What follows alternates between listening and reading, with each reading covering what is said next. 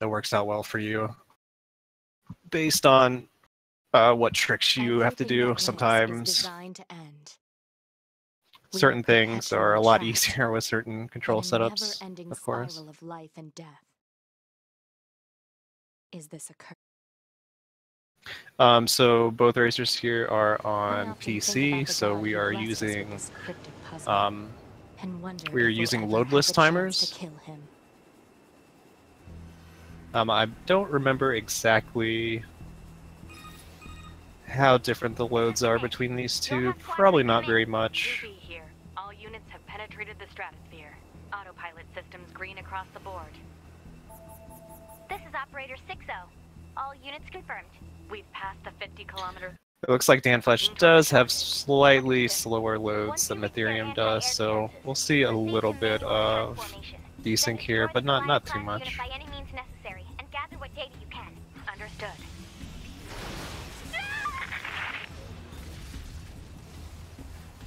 H down.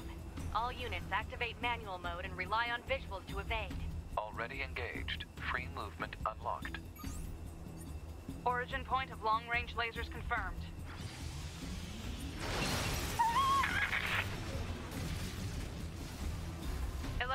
Down. So starting off in this subsection here, you just saw Danflesh intentionally get hit by that laser. That's just to use up some of these recovery items.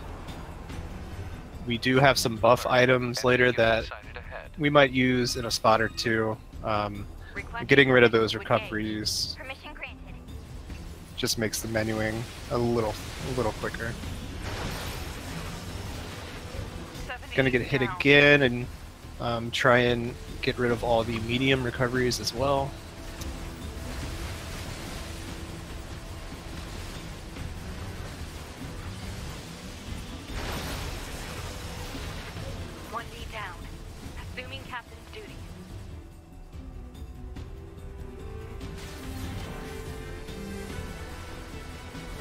Mytherium trying to manipulate this AI ship here.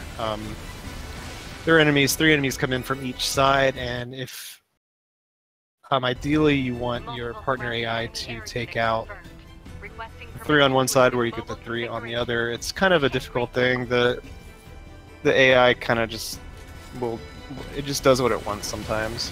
They sort of shoot in bursts, so they'll shoot for like a second or two, and they'll stop for like 2 or 3 seconds.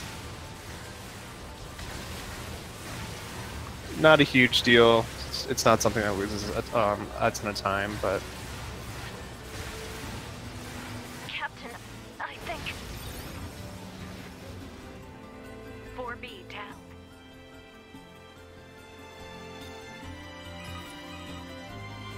2B to Operator 60. All allied units down. The operation is compromised. Awaiting further orders. Operator to 2B. We need you to rendezvous with Unit 9S and begin gathering data on the local terrain. Understood. So it looks like Danflesh just about 2 seconds ahead here.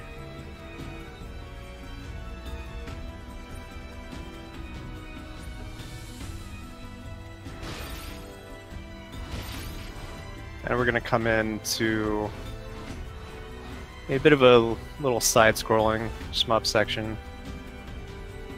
Getting hit a few more times just to get rid of some more recoveries, and then just pretty standard shmup stuff. Heavy attack is sort of that when that sphere appears around the ship. Very, very useful. The hitbox lasts for a very long time, and it's surprisingly big.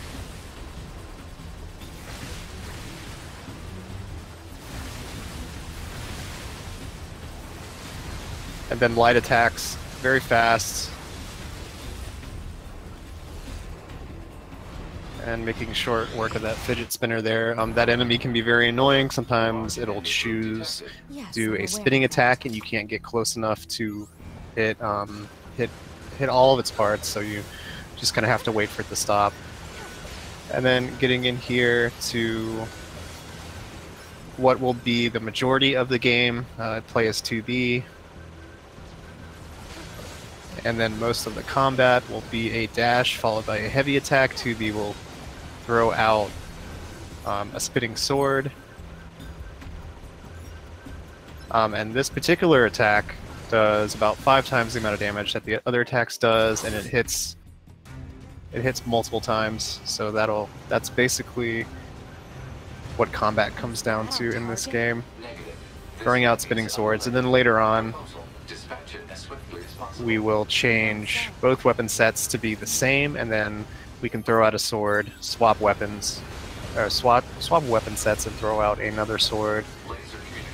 So that'll give us just a bit higher DPS. So Mark's one here, the goal here is just to damage it down to about half health as fast as you can, so it starts this pod program download sequence.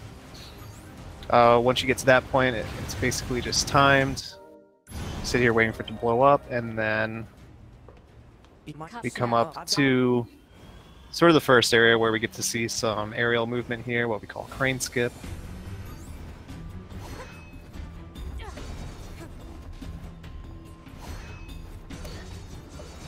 Danflesh having just a little trouble having to grab the edge. You always want to avoid that ledge grab animation. What is it? I don't think there's a single ledge in this game that you are required to grab like that in order to get on top of it, so...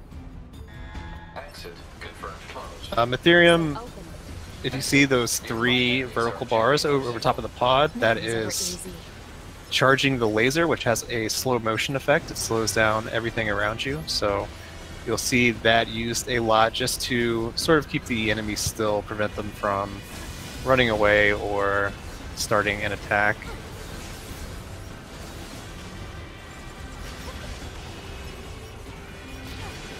And just taking out these stubbies, and now that we are at what we call bridge skip, this is the hardest skip to learn in Prologue and execute. Looks like Mytherium got it first try. Nicely done. And then coming up to an out of bounds here, he's going to do a lift heavy, jump heavy, and he's able to clip through that wall, and then a pod launch to clip through another one. Emotions are prohibited. And taking that out of bounds route, it's just a more direct route to get to this silo. It's unnecessary. So Mytherium using the laser there, hoping to take all of those enemies out with just a laser. It looks really cool and it's really satisfying when you get it, but more often than not, a couple of them get just knocked backwards and you have to chase them down and take them out.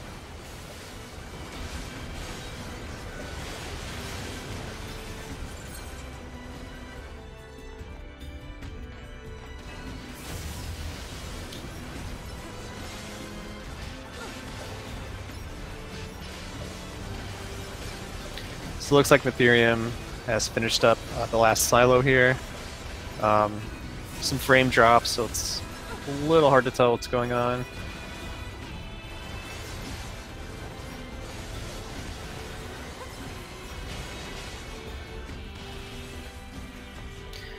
Danflesh having a bit of trouble on those last couple waves in silo. Nothing too bad, but maybe they, I don't know, moved it somewhere? Mytherium is probably a good 15 seconds ahead.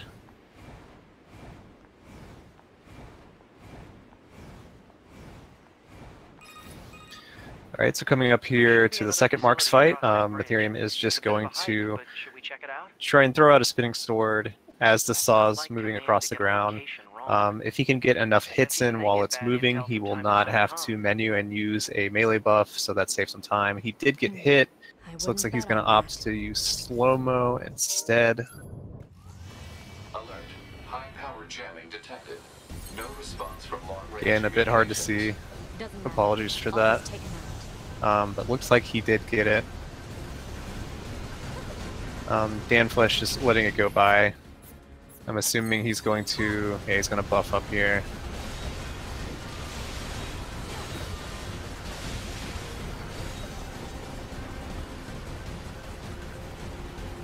And we will be using melee and range buffs a lot in this run.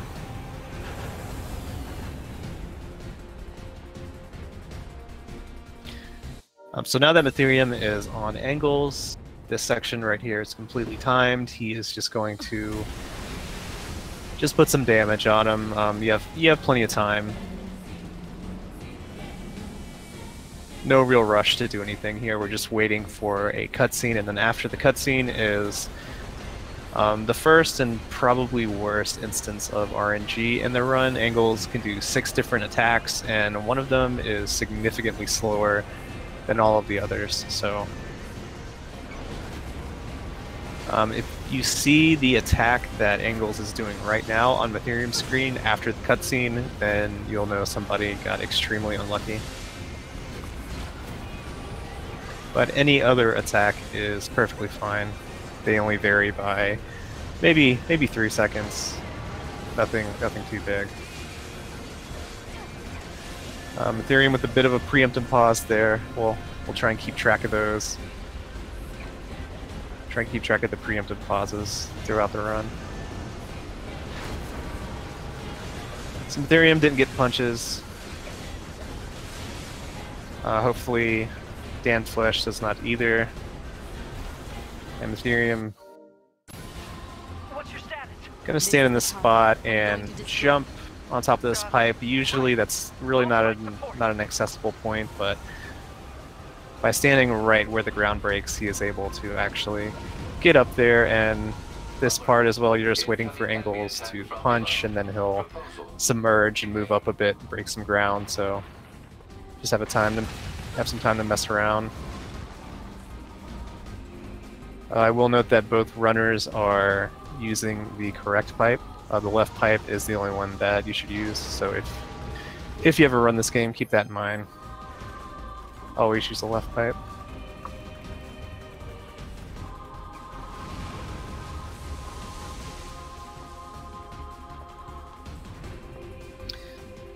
So you see Ingles' HP bar vanished. Once you get a boss down to a threshold, usually the HP bar will disappear, which is a good cue that you can stop attacking. There are some bosses where if you continue to hit them after they've been thresholded, they can still get staggered, and you can still lose some time on some of them. So Mytherium there, he did what's called a double lift, where he does a lift into a slope, and that puts him in a grounded state again, so he can do a second lift, which essentially gives you 3 jumps. You can do lift, lift, and then a jump. See Danflesh doing it here. And Mytherium on this last angle section here. This is timed as well, and until 2B says, I told you to shut up. You're kind of just sitting around evading attacks. Just spamming pod fire and heavy attack.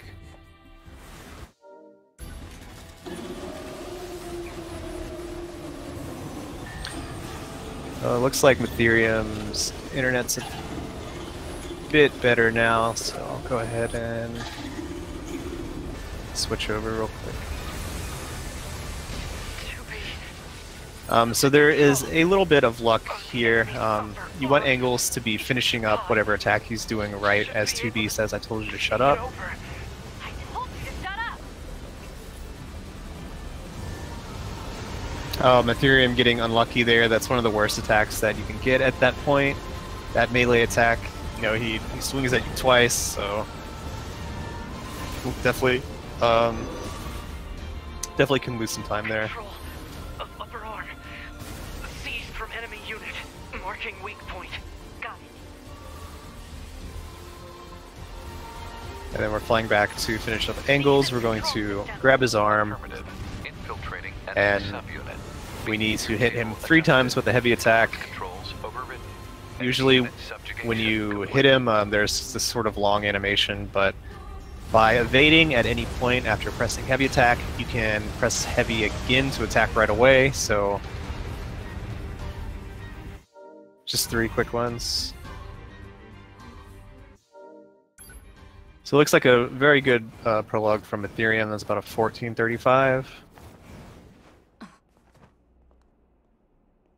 Mytherium jumping over a sort of slow walk trigger. There are a lot of these points where you walk into a trigger and 2B will be forced to do this slow walk, and you don't have access to any other kind of movement. So you will see a lot of just jumping over those, or pod launching over those, or doing a heavy attack over those just to get closer to where you need to be.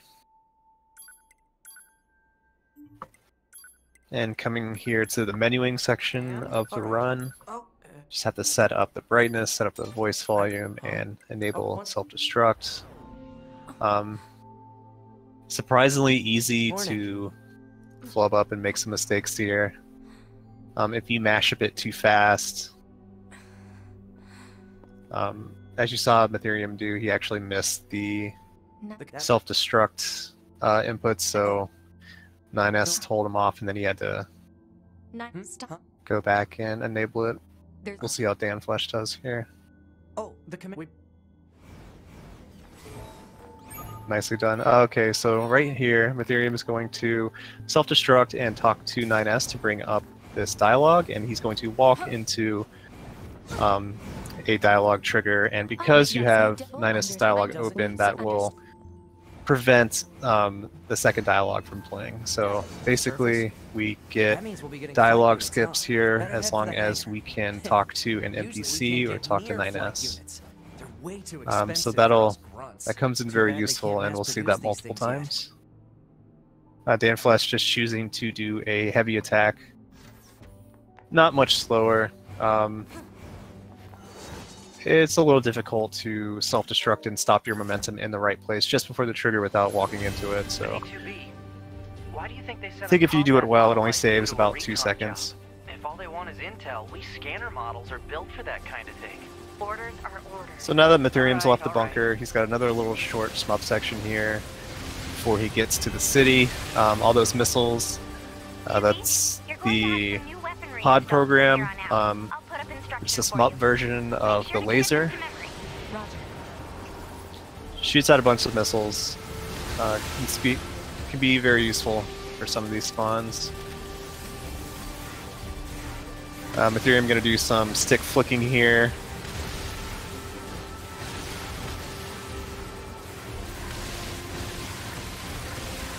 And then just take out the rest of these flyers.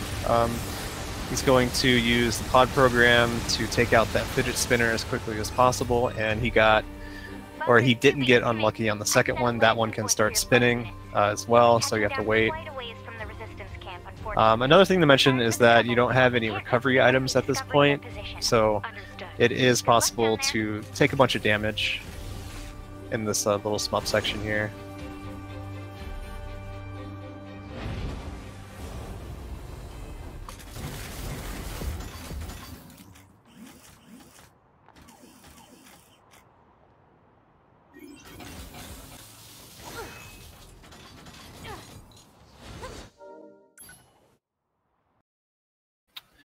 Mytherium dropping some more frames. Marking on map.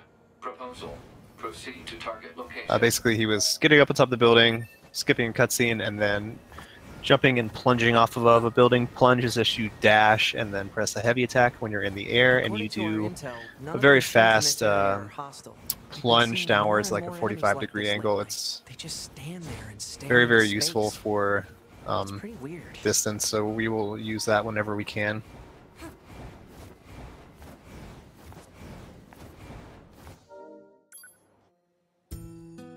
So the movement that Mytherium's doing right now, he's doing dash punching. He does a dash and then cancels it with a light attack with bare fists, and then he cancels the punch with a dash. It's just ever so slightly faster than just chaining dashes together, but it is very easy to mess up and actually lose time. So now that he is in the resistance camp, he's going to pick up a few fetch quests. There's one from the weapons trader and one from the item trader. This must have been quite a city once upon a time. So even though we're forced to do these 2 fetch quests, One of them does give us the materials to upgrade our weapon. It is time for In your Prologue, regular we scheduled had the contact. short This is sword 2B. Nothing to report. and a Say, how's the heavy weather on sword, Earth today? Good? but when we It's fine. start the game Does that after the question have bunker, anything to we do with only our have the operation? short sword. Not really. Luckily for us, it's the best weapon in the game, or the best weapon type. There are a lot of different types of Let's get these back to the trader. short swords, but Plant life has claimed most of it's the basically central the area. best weapon for Big combat. plants, It's too. very useful for getting distance horizontally in the air, and then it's pretty good getting vertical getting vertical height as well. Well, it's the same thing. But Mytherium coming, trying to take out these stubbies, and he has to get 3 drops in this Okay, area. that's everything the supply trader asked for. These drops are sort of famously trolly. They can sort of fly off and Chores are a real pain in the butt, huh? kind of hide themselves The in bushes Resistance is a sometimes. valuable ally to your house. By And helping sometimes them, we also an help enemy will ourselves. drop So no, I don't a think different you're item paying. that's not the quest item, and you Yeah. can kind of get trolled a bit there as well.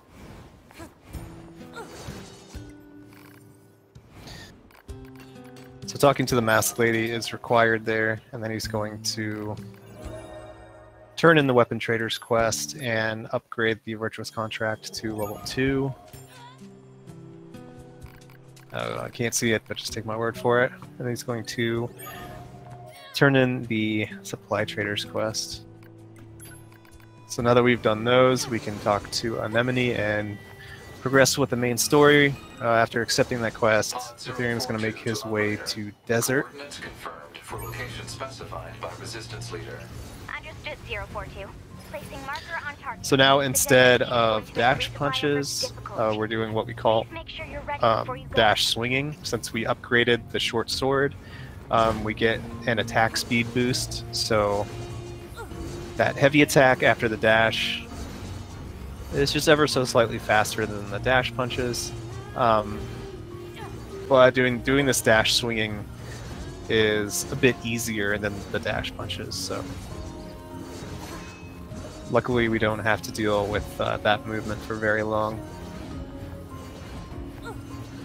Another thing that you'll see a lot, he'll do a dash swing off of a ledge.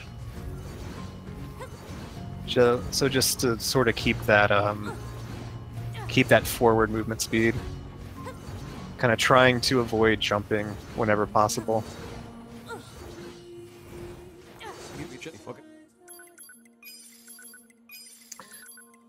And then now that he is at the desert camp here, he's going to do some buys. He's going to buy an animal bait. He's going to buy some buffs here, some recoveries, and the most important thing is this resilience chip. The way that this game sort of does your character customization is with plugin chips. They all have various like upgrade levels and size requirements, but the chip that Mytherium bought there, resilience, basically, as long as you're above 80% HP, any damage that you take will not stagger you or stop you from whatever animation you're doing. So you effectively have super armor, and we will heal as soon as we get hit regardless. So it just makes it a bit easier just to There's gotta be an easier way. spam those spinning swords in combat without having to worry about getting interrupted. But he is not going to equip that until later on, so he does still have to be careful with his combat. And also, yeah, so This sand sure is slippery. kind of didn't mention all that out-of-bounds stuff. Usually you have to do a little quest for a jackass there to open the barricade, but we can plunge at just the right angle to clip out and avoid doing that.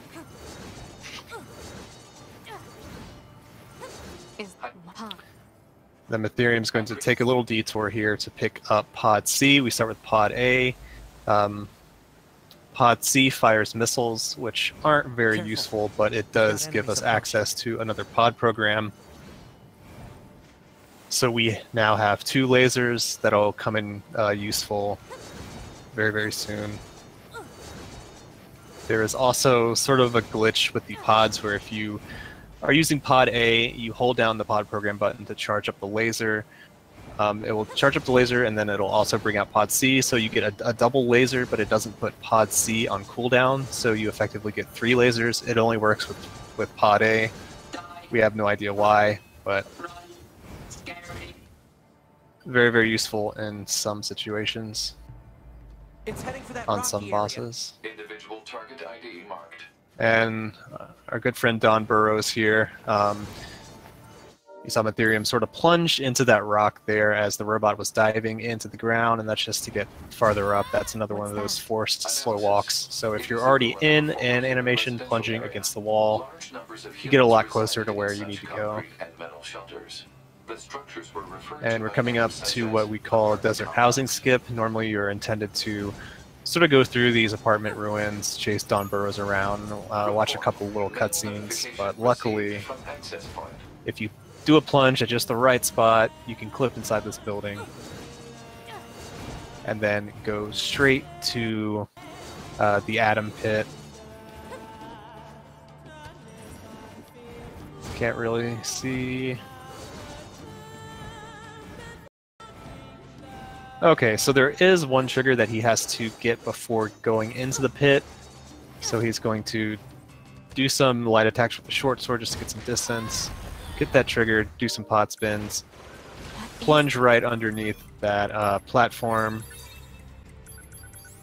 He's going to use some buffs, and now he's going to change weapon set 1 to be the same as weapon set 2, so he can throw out a short sword, swap weapons, and throw out another one, which it doesn't quite double our damage, but it is pretty significant. They don't have any feelings. So he just has to take out a set number of these robots here, and then our friend Don Burrows comes back, and we have to take him out as soon as possible. So now that he's down, this is a timed sequence, so what we have to do here is just kill as many of these robots as possible for experience. And they also can drop plug-in chips. The chips that we want to have in this run are crit, the crit chance chips. So killing as many of these robots as possible will, of course, increase the chances that we get some good chips. And in a lot of these boss fights, you don't actually have to pick up any of the items yourself. The game will auto-loot everything for you. And when it's like a cutscene or something, I'm not sure, but it picks up the item twice, it seems. So if you get 1 drop, you essentially get 2, which is pretty convenient. Mytherium went for a self-destruct there at the end just to take out some more machines. Fortunately, didn't quite get it. Not a big deal.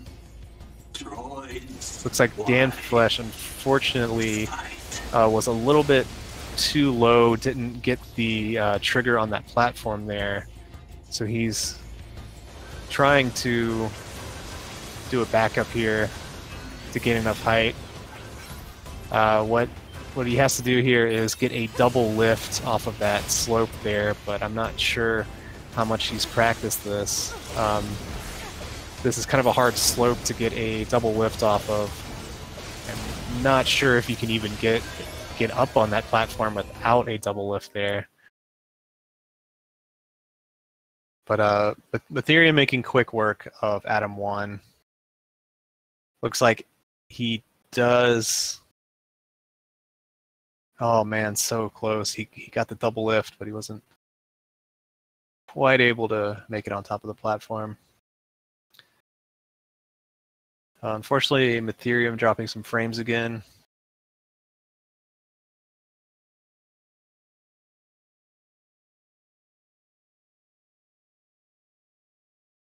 See if Danflesh can get enough height here.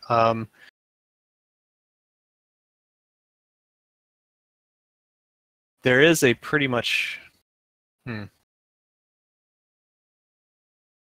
what I do here is change to bare fists, because the bare fist lifts give you more height. So you do a bare fist lift, switch to weapon set 2 and do a heavy attack, switch back to bare fists for the second lift, and then switch back to weapon set 2. But Those inputs are a little difficult.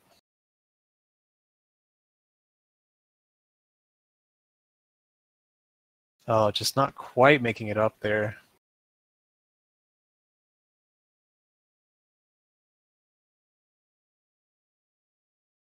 Needs to try to delay that second lift as long as possible.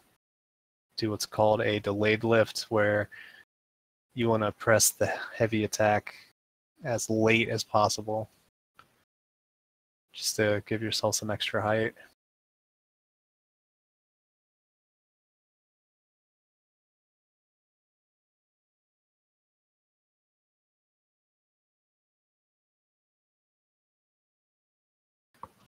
Looks like Mytherium said he had some really loud thunder. Not sure what's going on there. I need all your units on the surface to head over and investigate. And there we go. End transmission. So we did miss some stuff. Looks like I heard something his about that timer back at is the also resistance paused. camp. I'm not sure what Target happened there. location confirmed. I'm worried about the other androids. But We he should probably is check making this out his as soon as way possible. from the desert to the amusement park. Looks like our surface routes. There are some androids. Maybe we can get through from underground. Some androids disappeared. We have to go 2B, investigate. Those machines out in the desert look just like androids, right? Right. But we androids were modeled after our human creators. So why would machines try to look like us?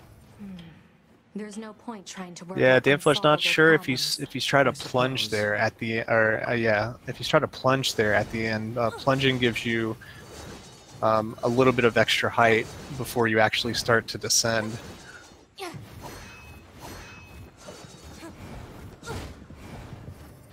What are those? So Mytherium went and got a double lift off of that tree root What to the- get enough height Wow, to make this it is over a cutscene trigger. Not a huge time save, only saves a few seconds.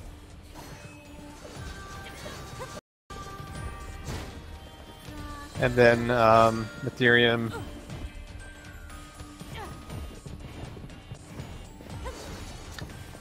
yeah, it's kind of dropping frames. It's kind of basically he just did an out of bounds there, just so that he can Do you really think it's a good get to this idea roller if we guys coaster take here as off? quickly as If possible, they aren't going hostile, around. It fighting is them pretty is a waste of slow. time.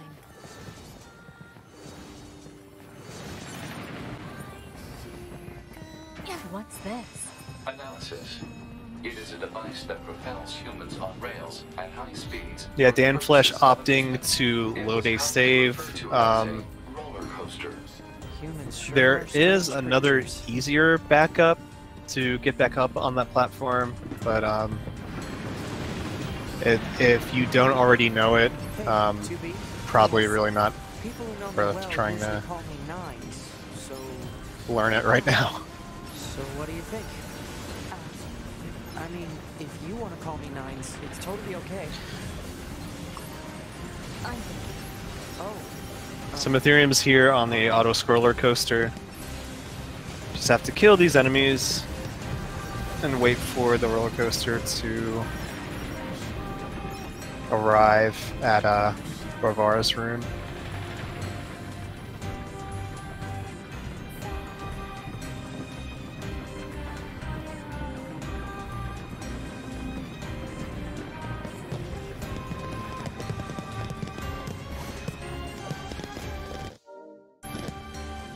Alert. Multiple resistance members detected beneath this. Bit of spaghetti there.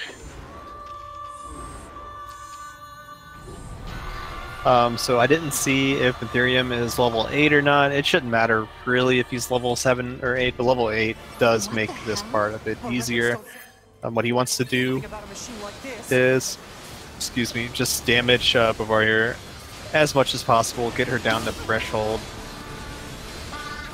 so that she stays close to the stage here, since when she gets damaged down to threshold, she has to travel back onto the stage, so you want to keep her there. Keep her as close as possible. If you don't damage her fast enough, she will go out towards the middle of the arena.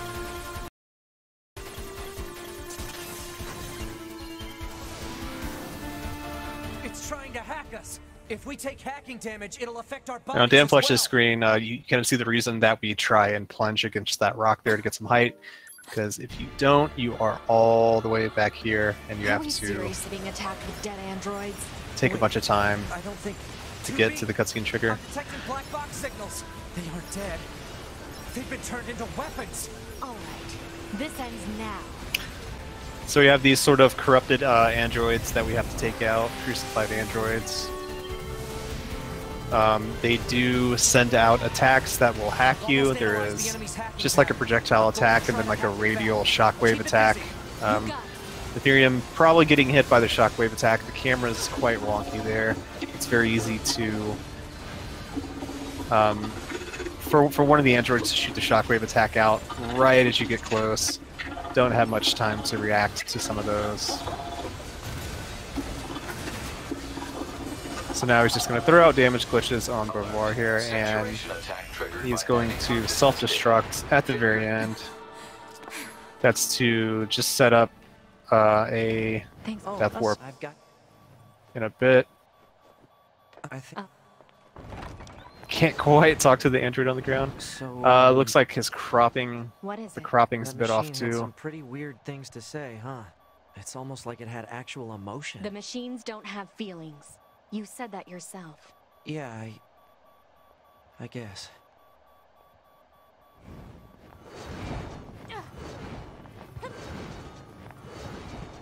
Hostiles. But I, So we'll see if Mytherium was able to get a small recovery drop. I was watching him do some practice right before this race, and he was saying that he doesn't think he even needs the small recovery. Looks like it would have been nice there just for some extra height. When you're at 1 HP, you cannot self-destruct, and we actually use self-destruct to gain a bit of height. We do the basic vertical movement is lift, heavy, jump, heavy, and then you can tap self-destruct and then do another heavy before you do a dash or a plunge. But when you're at 1 HP, you cannot use self-destruct. So that little section there, getting up on that platform without using the ladder, is a little bit more there are a few difficult. theories about that, but no one knows for sure. Hard to tell what an alien is thinking, you know?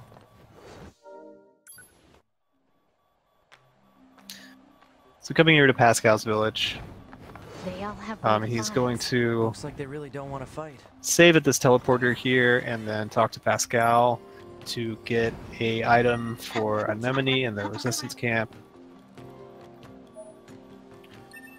So this is when we learn that there are nice machines. There's already this sort of pre-existing relationship between between the android camp and Pascal's Village.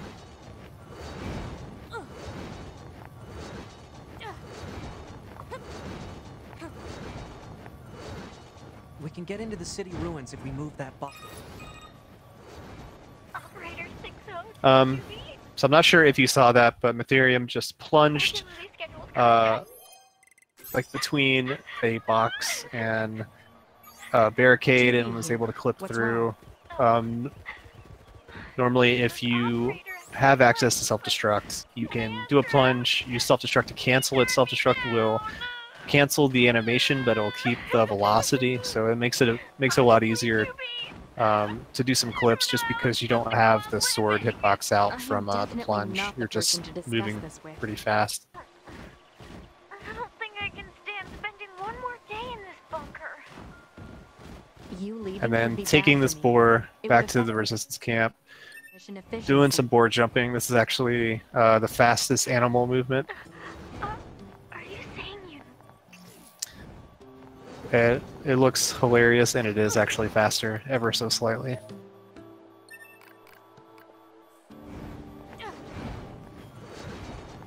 So now we took the item from Pascal to Anemone, and now we have to take What do you think? an item back to Pascal. Instead of We're not a threat? traveling all the way back, he's just going to intentionally get killed by the animal that he rode in on.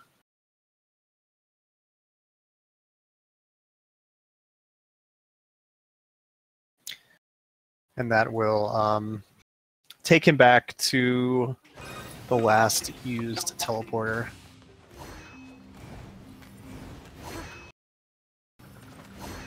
And you see Danflesh here doing something that we missed on the Mytherium screen. He is going out of bounds.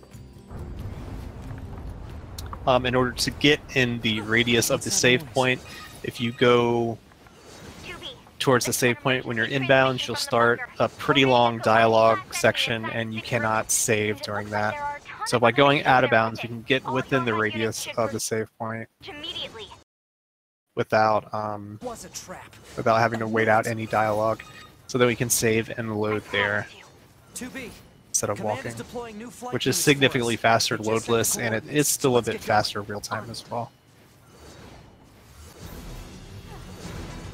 So now Mytherium is making his way through the city. He has to get to some flight units that are on top of a building. We do have a couple angles in our way.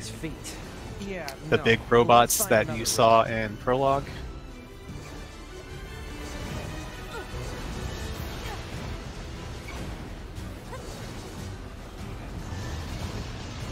The flight units should be on the roof of that building up ahead. It'll be dangerous, but we're not going anywhere unless we pass through that Goliath's legs. We should be careful.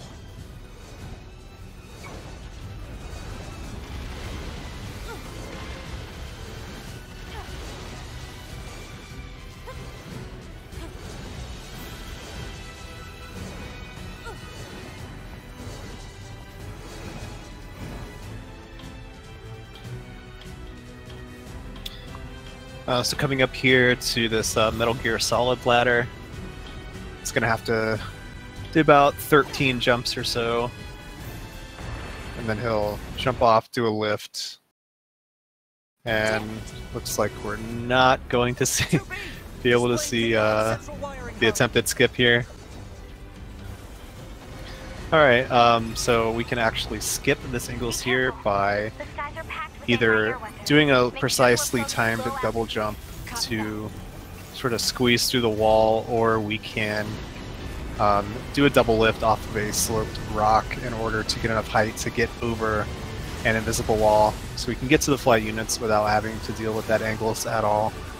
And we only have to take out the one that's in the middle of the city here. So I hear Mytherium buffing up, and then he is going to use both pod programs. If you get right on Engel's right shoulder there, the missiles come out in a 360-degree radius, but in that one particular spot, all of them will actually hit him. So 2 pod programs is enough with buffs to take out that Engels. Very, very, very quick when done correctly. I know you weren't really able to see it, unfortunately. Sorry about that.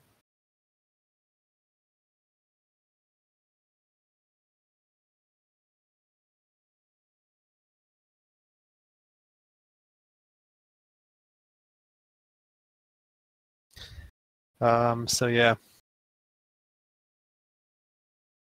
Really, really not sure what's going on. I think it's storming wherever Mytherium lives, so just some internet issues. He does have a local recording, so everything's fine race-wise, but not exactly much to commentate when I can't see anything.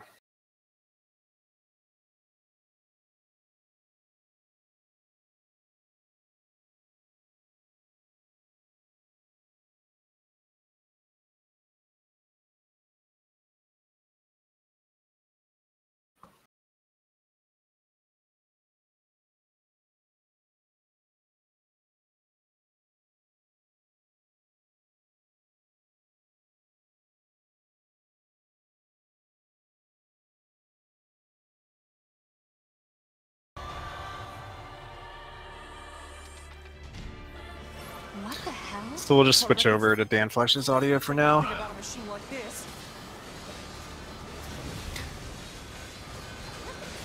We'll see if he can get a quick first phase here. Looks pretty good as long as she stays close to the stage. You're doing pretty well.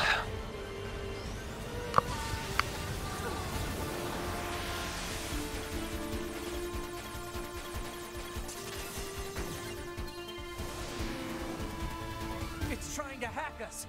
If we take hacking damage, it'll affect our bodies as well.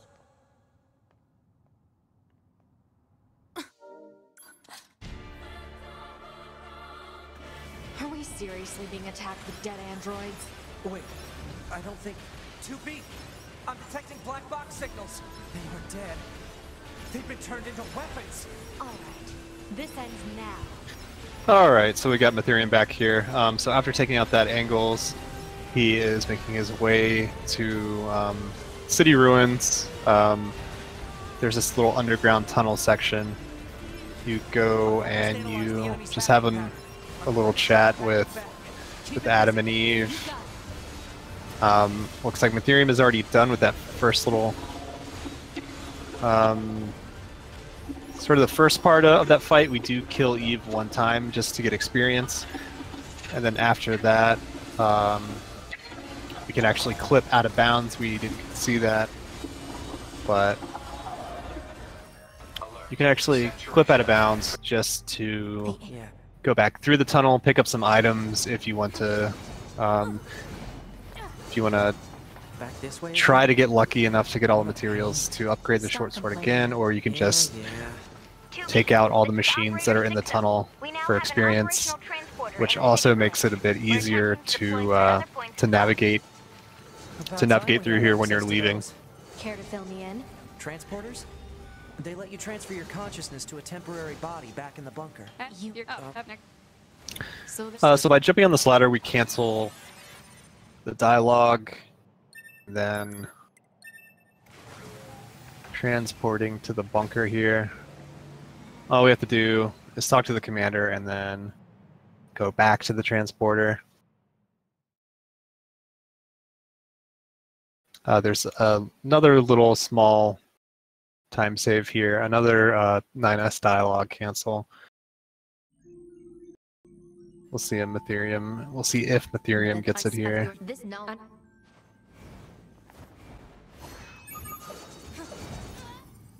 He is going to self-destruct to stop himself right before the door, open that dialogue, walk into the dialogue trigger. I'll rest if I feel like it. So nice job. He's going to go back to Pascals Village. One note about the transporting menu, there is a set amount of frames that you have to wait before you can actually select, move the cursor to the left or right. So when you're picking a location to transport to, you actually have to wait half a second before you can before it'll accept your left input to go to yes. So little bit of an annoyance. You can't just spam left, so you have to wait. Where is it? Try and time it.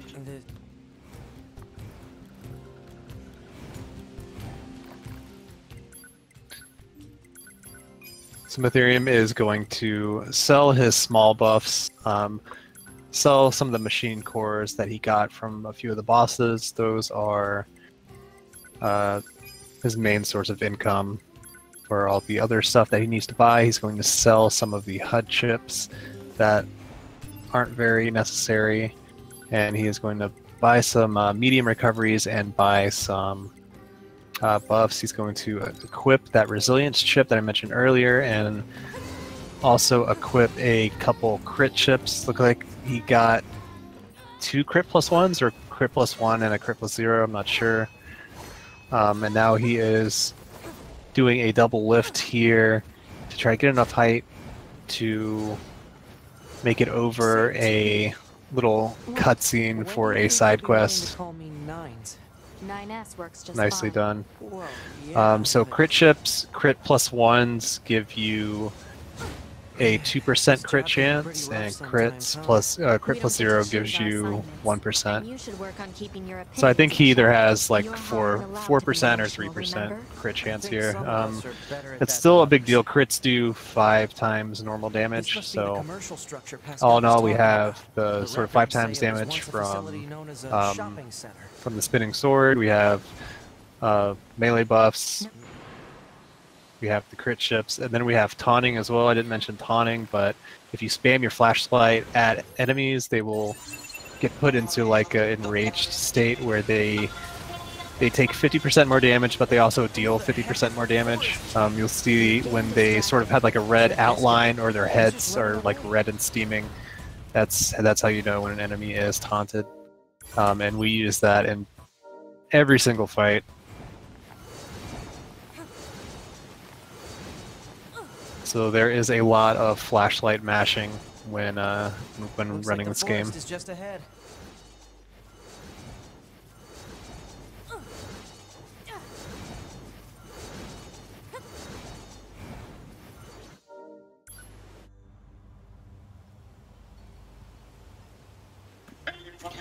So Mytherium's just going to make his way through the forest here to the castle. Luckily, we don't actually have to go through the castle. We can flip out of bounds and climb up some windows that are on the side of the castle. So very, very convenient that there's actually the structure that is out of bounds that actually has collision. So.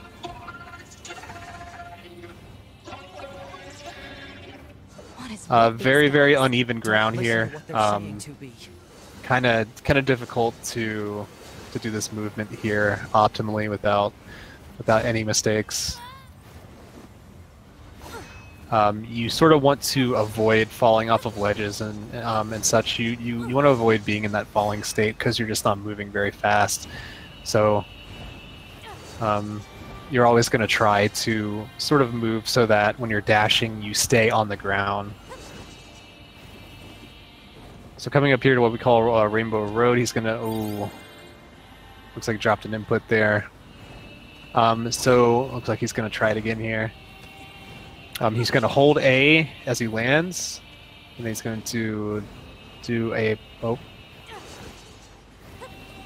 and try it again. Do a sword swing off of that, do a pod spin, heavy attack, jump, pod spin, heavy attack, dash, pod spin. Basically just a bunch of pod spins lets us get enough distance to make it onto that drawbridge without having to go all the way around. There is an older strat that we used to do where we void out instead. We void out underneath the bridge and do it that way. It is a little bit slower because you have to wait for 2B to void out and respawn. So clipping out of bounds on that route there and coming up to the outside of the castle, and we are able to stand in these windows and make it on top of these stairs that are actually out of bounds, get back in bounds, and pick up a required trigger by that teleporter so that we can start the A2 fight here. And then a double jump pod launch just to get as close to the cradle as possible. Normally, 2B has a long distance to walk, and she walks very, very slowly. Alert. This unit is currently wanted by Yorha. Annihilation recommended. So A2 is one of the more difficult bosses in this run to do quickly, just because her attack options, she can just choose to sort of disengage and run away, and then do what she's doing right now, where she runs across the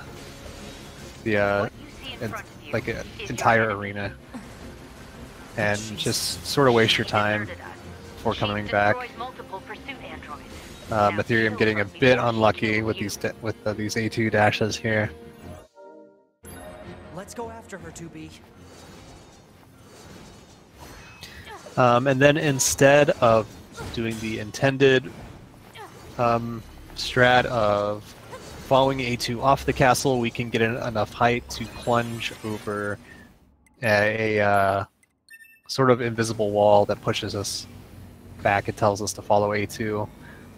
So we can take this teleporter to go back to Pascals Village, and instead of waiting for it's like a minute or two of dialogue that we have to listen to outside of the castle before we can access that teleporter. So much, much faster to do it this way instead. It'll be fast. Let's stay.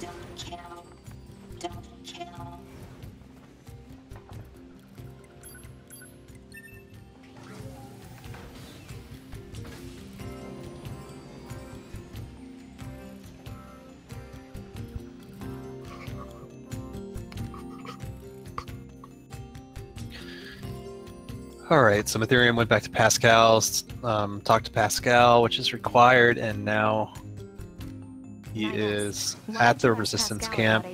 He's going to make his way to the flooded city or the shore area. So he's going to go over to this corner here just to cancel that dialogue that's playing. And he has to talk to Anemone, and just jumping between that computer and that box there, you can get clipped out of bounds and then just dash through the fence. And then a double plunge here. He has to wait till he's under the building, do a pod spin, then gain enough height to hit a cutscene trigger that's close to a teleporter that we don't even really see, honestly. And then a void out there to respawn on the shore. So we have a few enemies here. We have a few shield guys, and this, I'm not even sure what this enemy's called, but that laser attack is pretty scary. Alright, so now we have another fidget spinner. He's going to taunt it up as soon as possible, do some aerial attacks, shoot it with a few lasers. Looks like, yeah, there we go. Pretty good fidget spinner. That enemy can be very annoying to deal with. Sometimes it'll start spinning right away, and sometimes it'll choose to fly away, and then it's very difficult to chase down. Once it gets away from you, you're basically forced to either wait for it to come back towards you, which can take a while, or you're forced to use the lasers.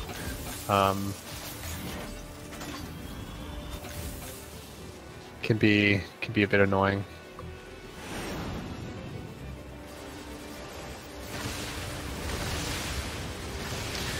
Alright, so coming up to Groon. This is essentially like a 13-minute auto-scroller. These beginning sections here, you can save some time here with good combat. But after the first minute or so, we'll be in complete auto-scroller mode. There are only a few places where we can lose time.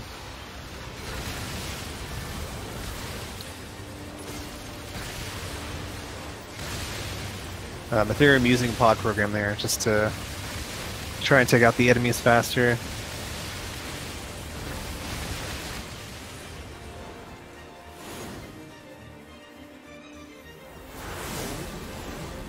So pretty much from here on is all going to be auto-scroller.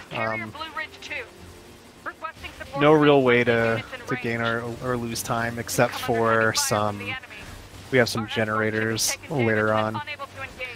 I will take this time to mention that we do have a bounty. I think the bounty is at about $2,200 if you can find a way to skip this SMUP section here. You will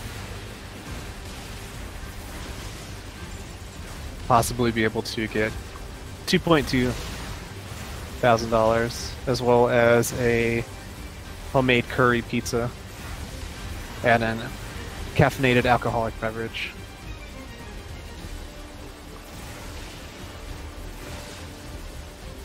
So now's a good time if you need a drink or need to use the bathroom. Go ahead and do that now. I'm picking up a large-scale enemy inbound. Looks to be 2.8 clicks southwest of us.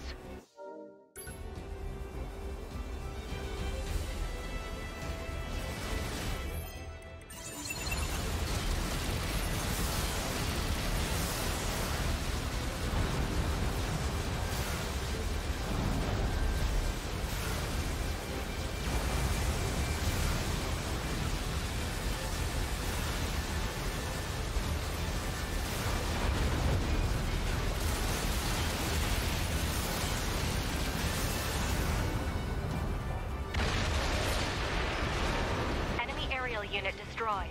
Reverting back to area recon. Wait, I'm still picking up a large enemy presence. Didn't I kill that already? So Danflesh here picked up If it's that another big, we should be able to see transporter it. that Mytherium didn't. So instead of doing a double lift off the ramp there to get Is over that that cutscene, he is actually going to teleport to a transporter that's near the bridge to the like shopping center. So as you can see, just slightly different It's routing blocking option close range there. attacks with EMP blasts. We've got to find another way to damage it. 2B, Not a huge time command is difference. attempting to It's launch a satellite definitely laser strike on your easier target, than but the enemy's electromagnetic than camouflage what is we making it call impossible to mom We skip, need which you to is find the emitter just and take it maintaining out. enough height to Is get over that all? quest cutscene, No, I know. leaving That's the Pascals only Village. way. EMP generator target confirmed. Marking on map. Proposal. Destroy the generator quickly.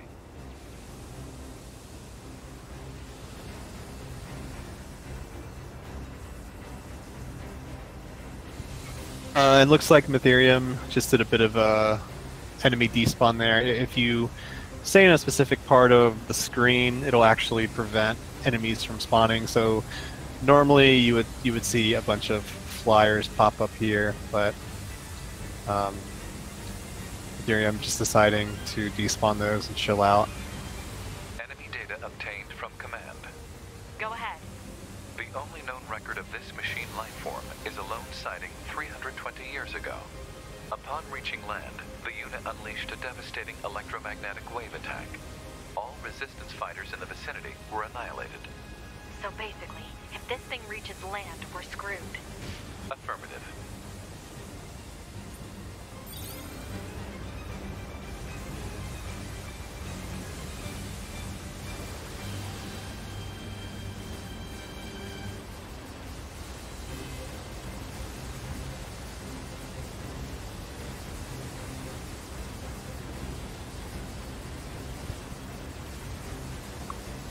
Again, without the enemies, you can really see how much of an auto-scroller this is. You're basically just sitting around waiting.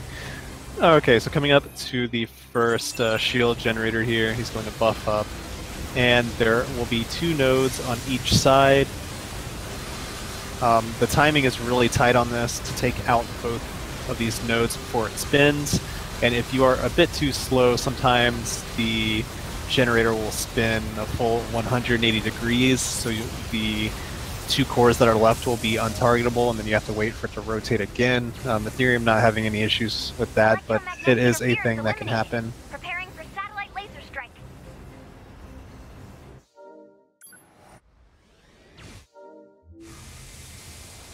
Oh, come on! It's got an electromagnetic barrier over its whole body?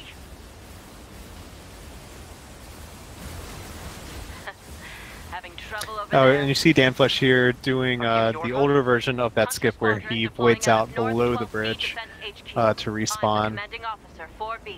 Don't worry, we'll take it from here.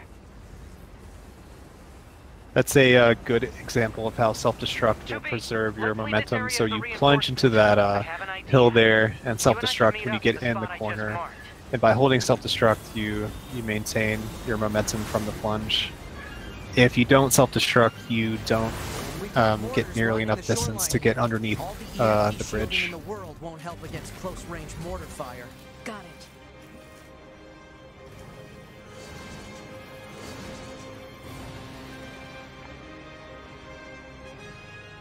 I'll help aim. This thing's armor is too thick. We need more firepower. 2B, let's try for a more direct approach. Direct? Oh, right. That's right. Lay down some. Mytherium using the timing right at the end of the word approach, he's going to just spam fire, and then that'll set it up to where Rune gets hit basically as soon as he opens his mouth, and 3 shots is enough to finish that phase.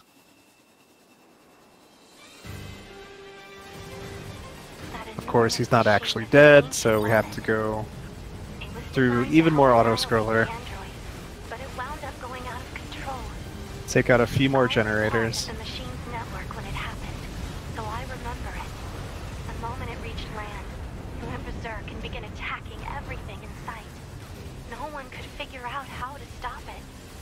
They eventually marooned it deep in the ocean, but it seems to be searching for a way back. Huh. K2B, I think I have another idea. You keep that thing right where it is, okay? What? Danflesh doing a few like backwards dashes there. That when you finish that cutscene, your controls are kind of weird. Like if you've been just holding right, it won't actually turn you around properly. It's really weird. No! He has a plan.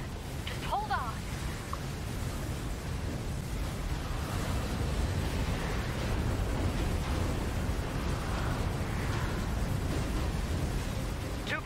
I'm going to see if we can use those missiles back on the shore. But I need you to destroy the EMP unit on that thing's back. Otherwise, Mytherium doing some more enemy despawns here.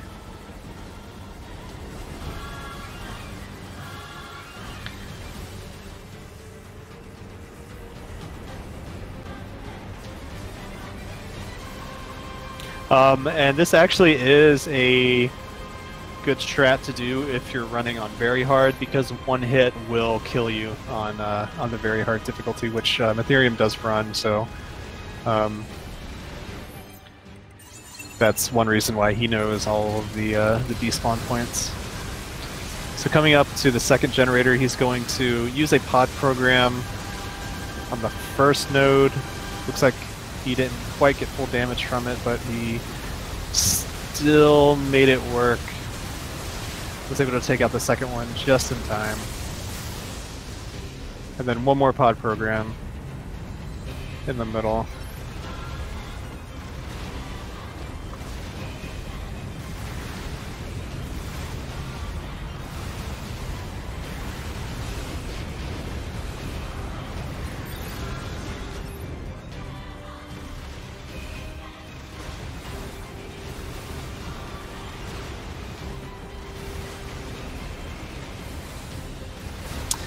Danflesh plunging or dashing a little late. If you dash too close to the ledge, you will not actually get your second dash, which is needed to do the second plunge.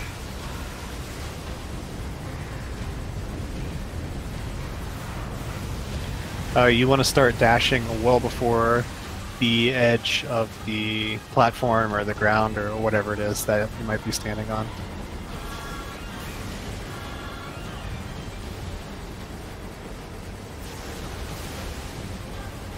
And again, that's not always clear, especially when you're doing out-of-bounds stuff. Just because there is a ground texture there doesn't mean it has collision, so...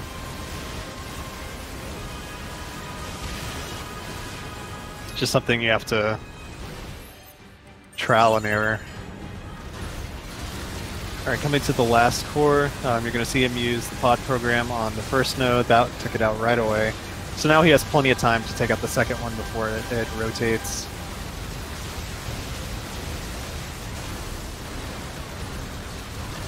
And then one more pod program to the middle.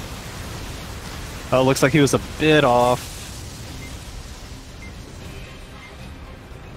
Not a big deal.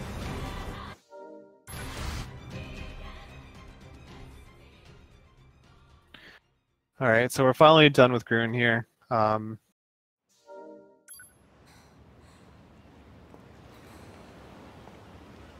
now 2B has to go find 9S, so we're gonna make our way over to the sewers and try and get to the copied city. Yeah, Mytherium voiding out there, that actually skips some dialogue. Usually you're talking to 6-0 and you're talking about getting some scanner and going to the resistance camp to get more information. But we don't actually have to do that. We can just go straight to the copied city elevator. So Mytherium is going to make his way through the sewers, and he is going to get to a very specific spot and get a very specific camera angle, and he's going to do what we call a heavy hold to clip out of bounds. If you're walking and you hold forward and the heavy attack, you will do that sort of thrusting attack, which gives you a ton of forward momentum, which is enough to clip out of bounds in a lot of places. This is the most precise clip in this category, so not surprising that he's having a little bit of trouble. There we go, gets it finally, and is able to plunge right down to the outside of the elevator.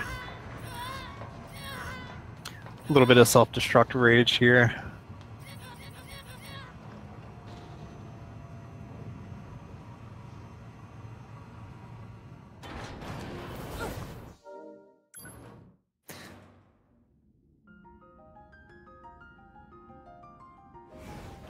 What is this? Analysis. This area is composed of crystallized silicon and carbon. What's with the corpses? It is unlikely the Yorha units came this far on their own. Hypothesis. The enemy must have placed them here deliberately. Or we machine life forms, I suppose. So normally you have to sit here and wait for Adam to finish talking. He talks for about 90 seconds or so, but fortunately we can do another real specific lineup here and plunge out of bounds against those two cubes and make our way back to the elevator that we rode up in. And we can actually use that to cancel a lot of Adam's dialogue here. When we enter the elevator, the pod will tell us, will talk to us, tell us something. I'm not sure. But anyway, the point is that it cancels the rest of Adam's dialogue. So he's going to wait until he says only then, and then he's going to punch forward and dash out. Looks like you didn't actually get to see it, unfortunately, but that is a little scary because if you stay in the elevator too long, the doors will close on you, and it is essentially a soft lock because it will unload this copied city area, but it will still teleport you to where Adam is after the cutscene plays. And then you just get stuck falling, voiding out, respawning on nothing. Ah, 9S.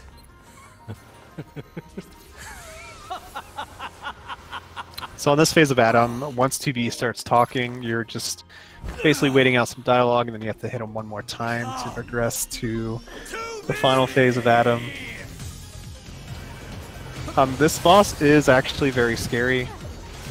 He can kill you in 2 hits when he's taunted, so definitely have to be careful. As soon as you get hit, you have to heal immediately, or you're really risking a major setback, because if you die on that Adam fight, it respawns you right down at the shore where you started after Gurn. So Mytherium opening that NPC dialogue as he is hitting a dialogue trigger. Normally the commander will start talking to you about the factory and whatever mail that she sent you, but by using that dialogue we can cancel that, or prevent that commander dialogue completely. So because we do that, we can check the our mail at the transporter in the resistance camp, which lets us start this dialogue between 2B and Pascal a lot earlier, so it will be done by the time we actually make it to factory. Before that dialogue skip, there is a teleporter that's right sort of to the left of where Mytherium is. You can kind of see it. Before, we would just let the commander dialogue play out, open the mail at that teleporter, and then continue to make our way to factory. But we still had to wait a little bit for the dialogue to finish. So this way, Sounds good. this way, by the time we get there, Pascal is already there and is waiting for us. And then just a double lift here. The machines who seek to form an alliance with my village are hiding out here. Still, you should probably be careful. We machines can be rather unpredictable. So Mytherium doing some upskirt strats here. If you put the camera in a specific angle and keep it steady, 2B will swat the camera away. Normally this will change your camera angle, but if you turn off the camera auto adjust, the camera will just stay there, and she will repeatedly do that swatting motion, which actually moves her forward a bit faster than the normal slow walk.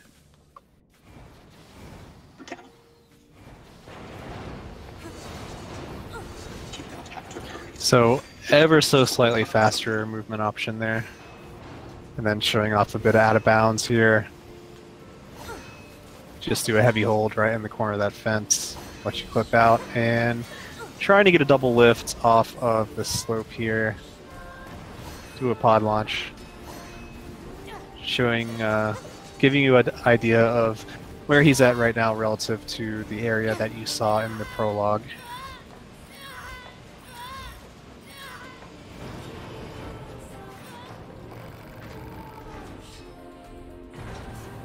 And then this is a fairly new discovery, but if you talk to Pascal when you get into the elevator, it's another one of those dialogue cancels. Since you have a dialogue box open, it will actually completely prevent some dialogue that happens between Pascal and 2B.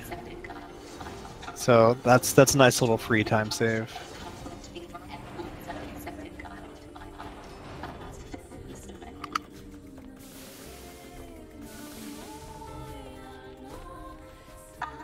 Hello, my name is Pascal. I'm here to discuss the peace treaty.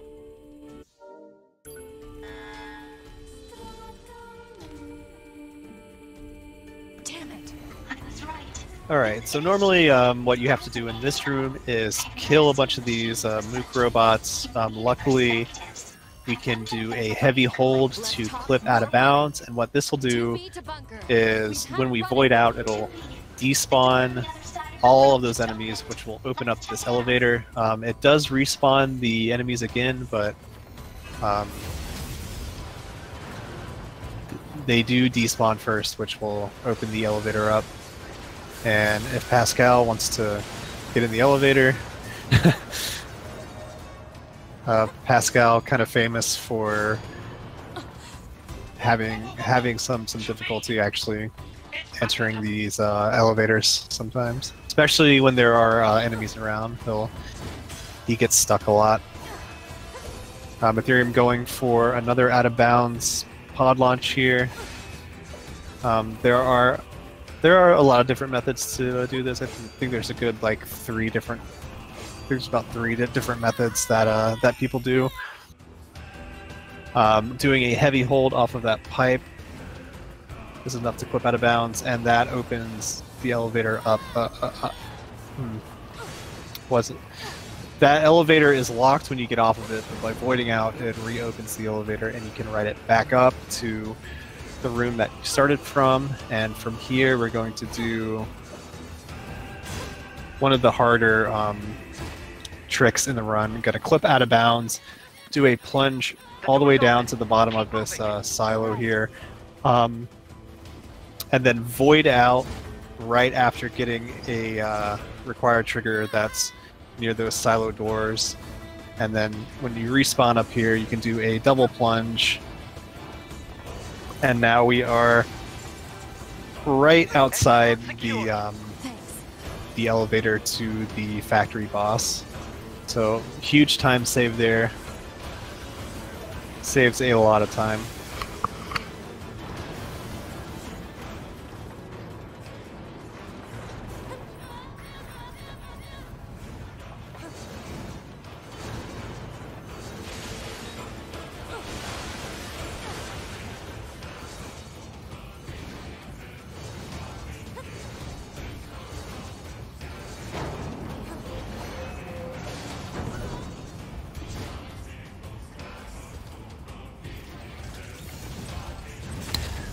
Then Mytherium doing some aerial movement there for the cutscene, just to get himself stuck on top of this bridge here. you get stuck in one of those excuse me, in one of those hovering states. Oh, now what? But as long as he is holding on to the pod or doing heavy attacks in the air, it will not That Goliath we just encountered. respawn him on the ground. Keeping an eye on you. I'm gonna shut off power to the factory now. So by staying up here, we don't have to worry about evading Soshi or dealing with Soshi at all. He's just gonna chill in. 95, 98.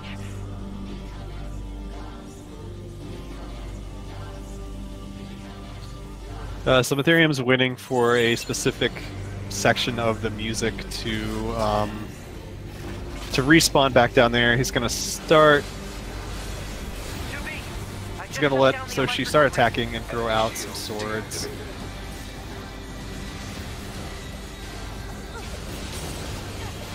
And that's just so when the boss becomes targetable, there are already swords out and hitting him.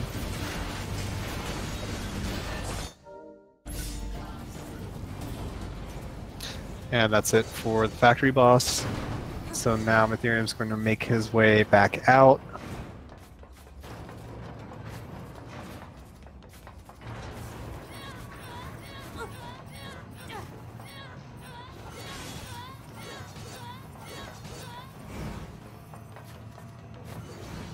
Doing some spear dashing inputs, it looks like.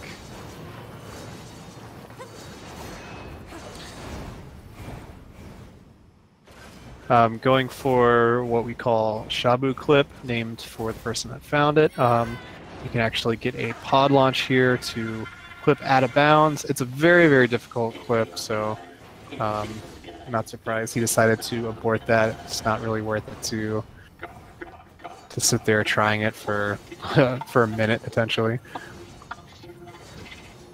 So now we're coming to the section that we saw in Prologue.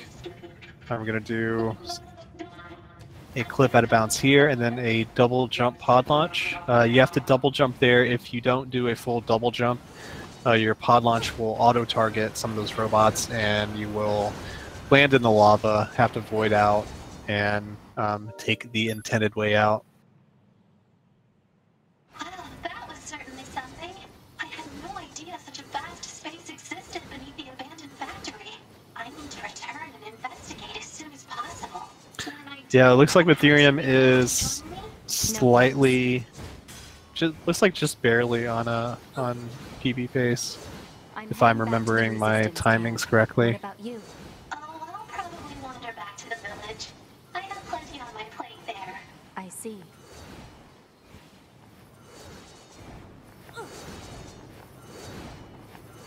This is the resistance camp. Say again? I'm not receiving. Scanning for interference. The machine requesting it. Backup. Forces in range. Please, we can. Let's move.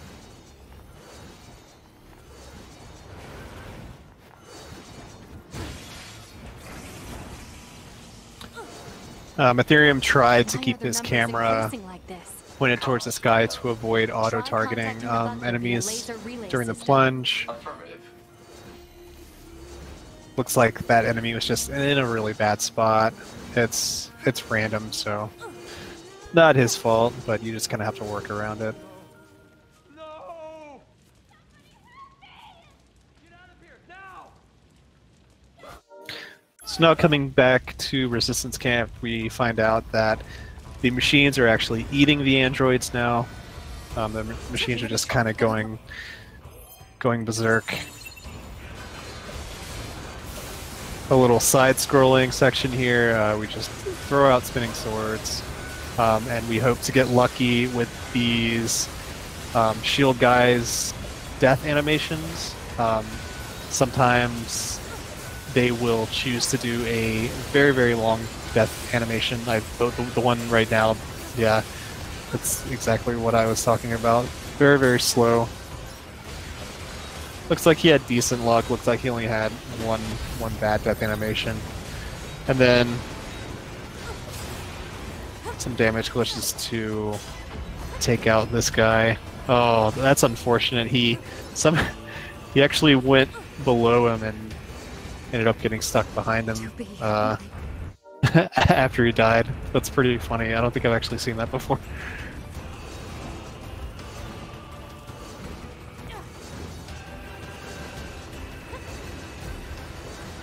You again? So coming up to Bokushi, this water is electric and will damage you. Ooh. Luckily, there's a long cooldown on getting damaged by it, so we can just stand in here and throw out damage glitches. This is never going to end. Hypothesis. The Goliath-class enemy screen. And then hope that he gets lucky here. He does not. Bokushi decides to do an attack. Nothing too long though, and then a self-destruct at the end there just to get more experience from those stuffies that are around. Let's take this bastard down. Right. So now we're fighting Core 1. We're going to go up on the hill so that it follows us. When it's on the hill like this, it's a lot easier to hit with the spinning swords. If it's on flat ground, it's hovering a bit above you, so it's hard to hit. Mytherium going for self-destruct strats, I guess. They're still coming? What do we do? There's too many. That's the new hot thing, is try and work self-destruct into as many fights and situations as possible.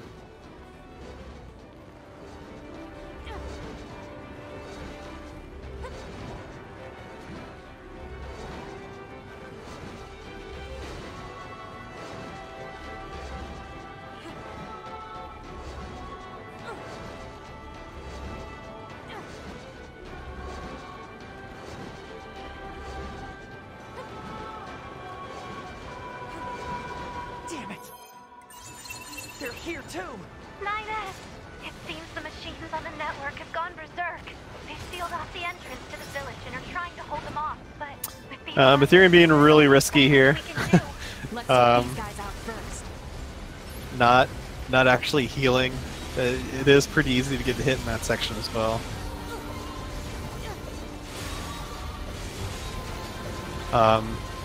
Throwing out some spinning swords. You can hit this thing when it's in the air, even though it doesn't look targetable. It actually is. Do be careful.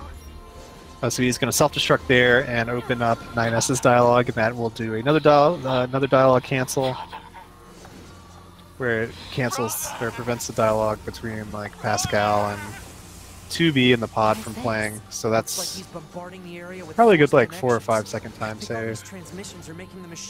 If you don't do that dialogue skip, you have to wait for the dialogue to finish before this cutscene will play down here. But now, as soon as he gets close enough to the structure, it'll start right away. Alright, so the final boss of the first ending, ending A. Eve has 4 phases. Not much to worry about on the first one, besides once he gets to about half health, you need to start doing slow-mo just to prevent Eve from doing an attack that we call platforms. He pulls out, causes a bunch of these platforms to suspend in the air, and he'll jump up on top of him. It's a pretty big time loss because you actually have to chase him up there and do a bit of damage to him, but nicely done by Mytherium. And then here he's going for a phase skip here. Usually Eve will just regenerate all of his health here, and then that'll start the second phase, but if you are able to keep enough damage on him, like Mytherium just did, 9S will hack him right away.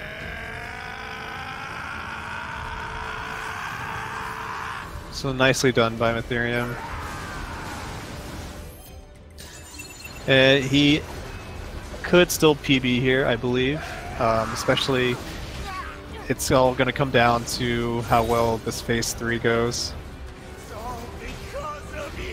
Looks like he's not buffed up.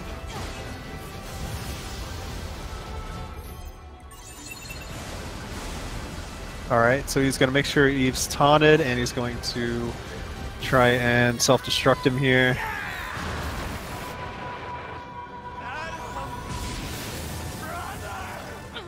Alright.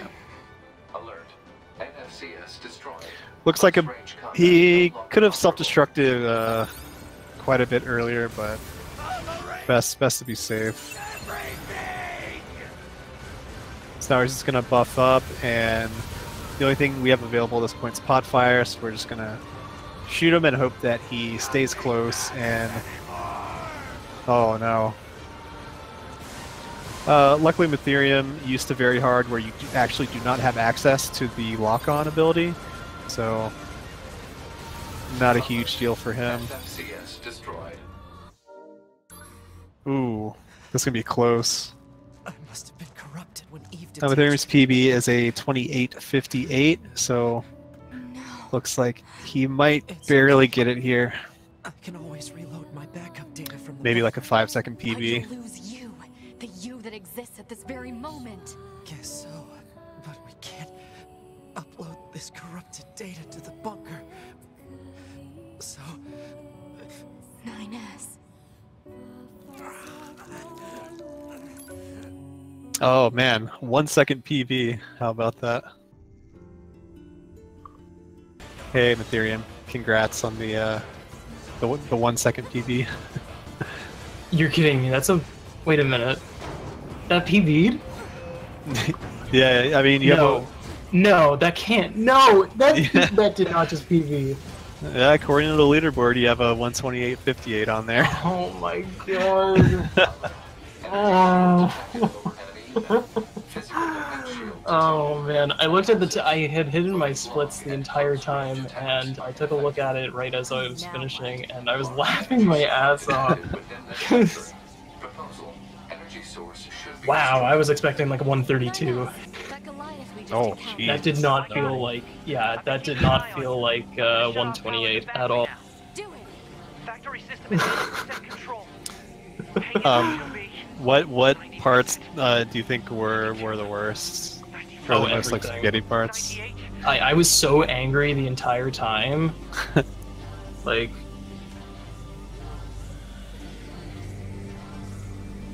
Yeah. that.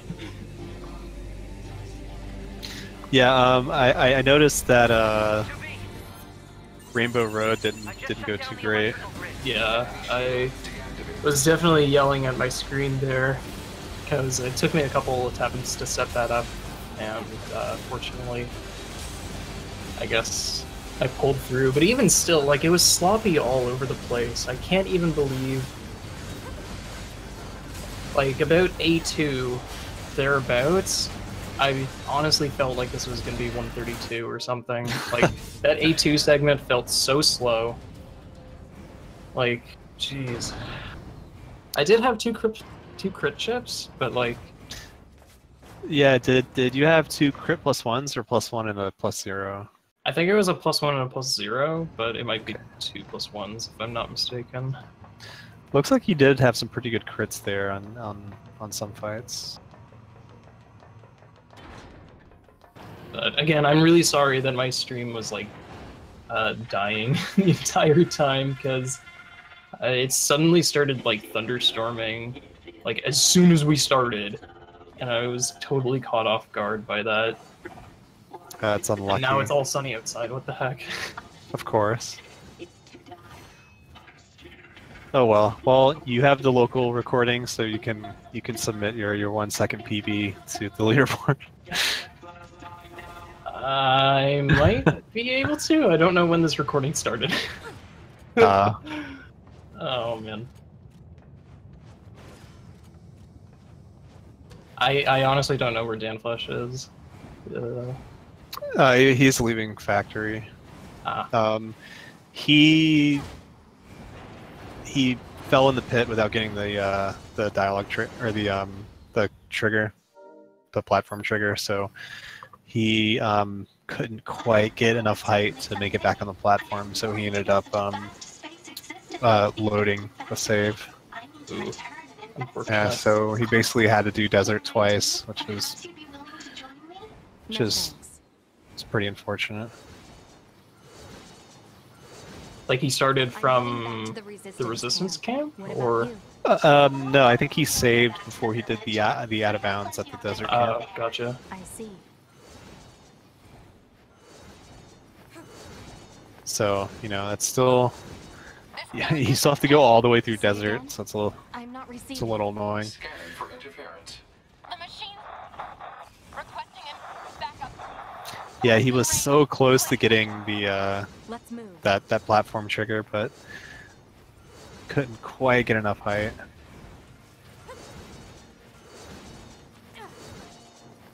Why are their numbers increasing like this? Cause unknown. Try contacting Anyway, the congrats to governor via laser Mytherium relay system. again, Affirmative. getting a PB, 1 second PB. So as far as the tournament goes, see Mytherium, you're going to move on and play the loser of Marble Soda and either Ice Fire and Unity, so it looks like you'll be playing Ice or Unity next. Do you know who you would prefer to play out of those two? I don't know, it's a bit of a toss-up. Ice Fire is definitely a strong runner, and same as Unity. Ice seems to like consistently get like 130s when he races, but he doesn't seem to like learn like a lot of new stuff, you know.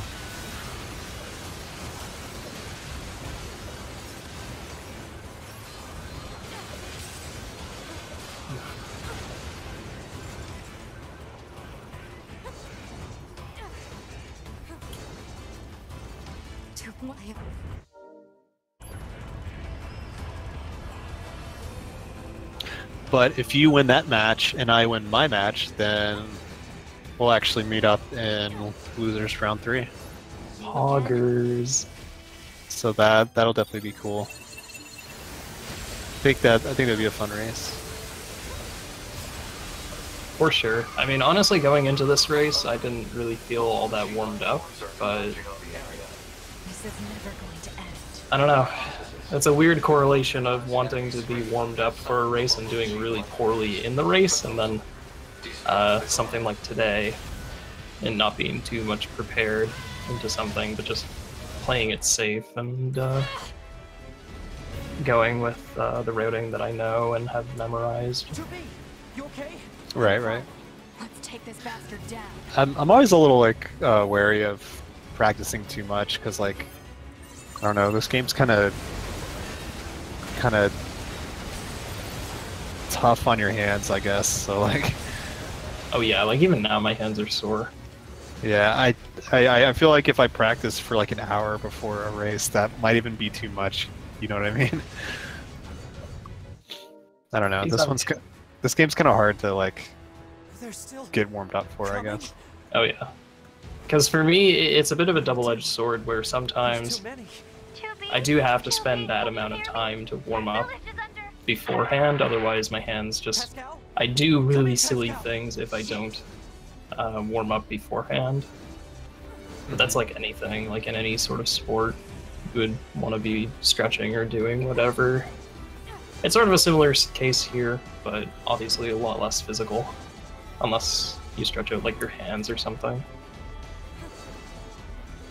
Sure. Yeah, the combat in this game, for those that don't know, especially when you're doing slow-mo and you're doing double damage glitch and you're mashing flashlight as well, you know, that's a lot of inputs, and you're just you're like mashing a lot of buttons for a pretty long, pretty extended period of time, especially at the end, like the little end, like the end boss rush.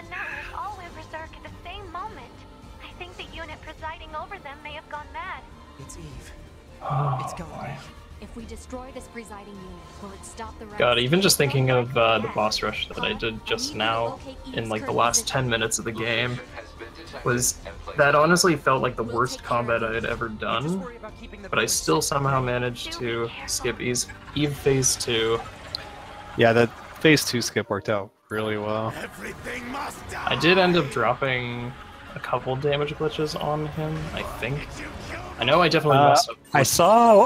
I know I saw one near the end, but that's all that I noticed.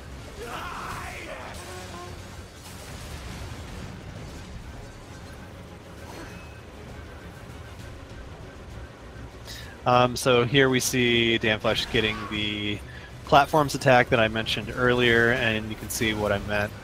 You have to chase Eve up top here and do some damage to him, and these platforms are moving up and down. They're very annoying. Eve's throwing stuff at you, knocking you around.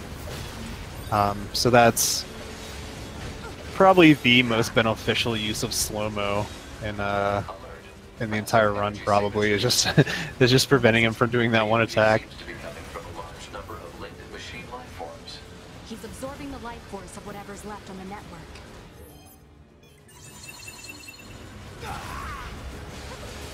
Damn it! We'll never get anywhere like this. I'm going to try hacking into Eve and shutting him down. Back me up, 2B! On it. Protecting Unit 9S while he hacks the system. Enemy unit cut off from network functionality.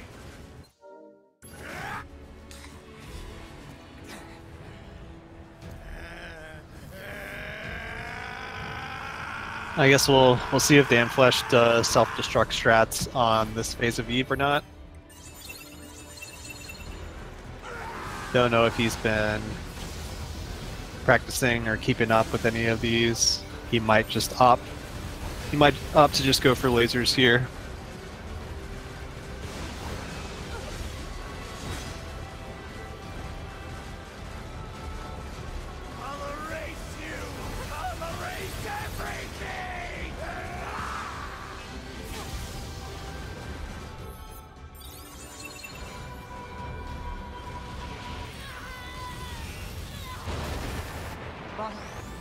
Looks like he is going for self-destruct. Looks like he did get it. Nicely done. NFCS destroyed. Close range combat no longer operable.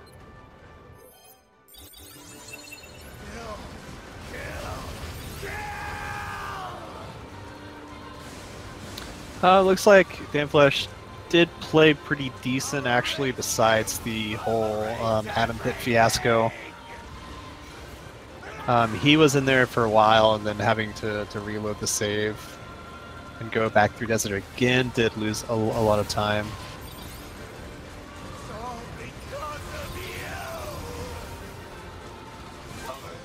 NFCS destroyed. I must have been corrupted when Eve detached from the network.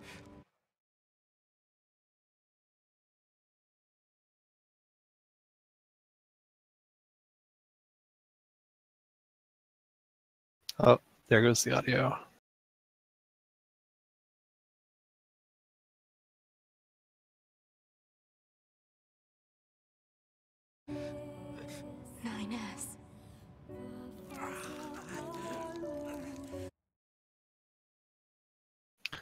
So Danflesh finishing up with a 140.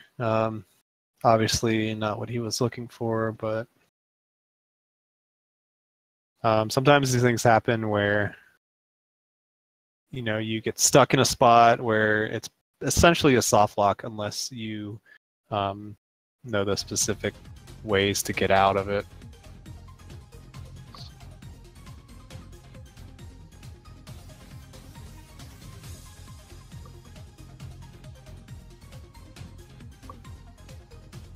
Hey, welcome, Danflesh.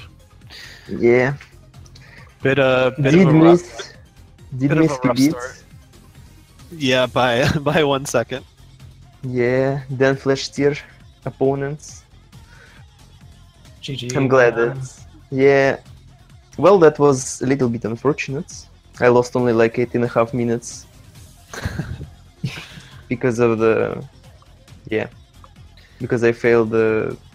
How it's called? Like desert housing skip, the last part. And the fun fact is, this run could be almost 2 minutes faster than my PB if I won't lose like 8.5 minutes on Adam 1. So in the whole run I lost like 14 seconds compared to my PB. Yeah, it seemed like you were playing pretty well besides desert. Yeah, everything else was pretty smooth, and it was the first run where I got like the full factory skips in the one, like in the run. That's also nice. Yeah, that's a big time save. The deep factory. It was like also the first time ever zero cycle core 2 because I had like 5 crits in a row or something like that. Oh, That nice. was nice. Yeah, that's always a great feeling. Yeah, Did you get the dialogue skip as well? yeah. Nice. Yeah, there's like a lot of real small time saves in the ending there that can be tricky. Okay, I'm glad about this run mostly, but I'm glad mostly that I didn't forfeit. Like, I know that forfeiting in race is the worst what you can do, because watching only one person running is pretty boring, even if the second person is really far behind. Oh yeah, for sure. I mean, there's always a chance of a soft lock in this game or something like that. So. And we have seen different crashes earlier in the tournament at that as well. So the PC port of this is not the most stable thing in the world. Or even maybe your power goes out because it's thunderstorming, you know? Who knows? Hmm. I would say that hasn't happened, but it totally has happened to me. So... Yeah, you just gotta play it out. Never know. I guess I was not that far behind before desert. No, you weren't really that far behind at all. At least I something. definitely moved on a good number of places in my early game. Some things did go right, but I did notice like small little flubs for me at least. So. Yeah. So I guess it was the third PB against me in the tournament. Yeah. Don't worry, I'm really disappointed with how I played today, though. So I really messed up on a good number of places. Just sort of overthinking a scenario and not really performing as well as I would have wanted to, and just small little zigzags everywhere. Oh, that's fine. Easy PB next race. I wish. Unfortunately, nobody else won't be able to PB against me. It's Smackman. Yeah, thanks a lot Danflesh for participating in this tournament. Yeah. Awesome. I enjoyed that quite a lot. To have some people who are relatively newer that came in and did pretty well. And a good luck charm at that. Yeah. Any other thoughts, either of you, on the tournament or this race or anything? Just I want to say thank you, Speed Gaming, for organizing the tournaments in NieR Automata. It's like the second Speed Gaming tournament where I am participating. Was second tournament. So yeah. Well, thank you for sticking around. Yeah, I guess. So tomorrow we do have 2 more matches. In Winners Round 2 we have Dado versus I guess Sang, WSCHSNG. They're the 4 and 5 seed. So that's going to be a super close race. That's tomorrow at 3 Eastern. And then at 6 Eastern, we have Shabu Shabu versus Fudge Cal. They're pretty close PB-wise, I'm pretty sure. Yeah. So should be some close races tomorrow, so check those out. Yeah, thanks for racing, Dan and Mytherium. And like Dan said, no problem. Always happy to do it. And again, big shout outs to Speed Gaming for hosting our tournament matches this year. So you can check out the bracket check out the runners, follow them. If you're interested in this game, you can go to discord.nearspeedrun.com. Bunch of resources there. And yeah, thanks a lot, guys. Yes, see you later, maybe. Have a good night, everybody.